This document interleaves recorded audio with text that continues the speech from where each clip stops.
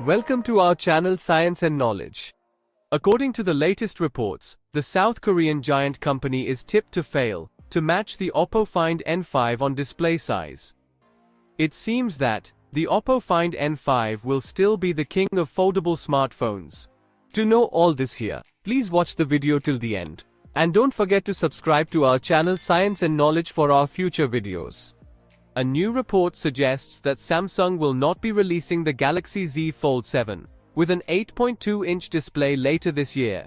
Instead, the Galaxy Z Fold7 is now said to match the Galaxy Z Fold Special Edition, which would see it fall short of the Oppo Find N5 in the process. The Galaxy Z Fold7 is likely 4 months away from being officially released.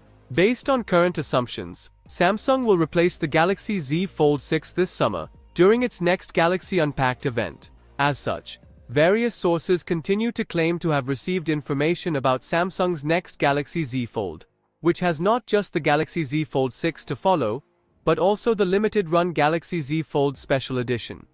According to recent rumors, the Galaxy Z Fold7 would be larger than both of the book-style foldable that Samsung launched last year. Specifically, Android headlines and OnLeaks reported that the Galaxy Z Fold7 would span 8.2 inches when opened with 158.4 by 143.1 millimeters dimensions. In other words, this year's Galaxy Z Fold would dethrone the Oppo Find N5 as the largest foldable around.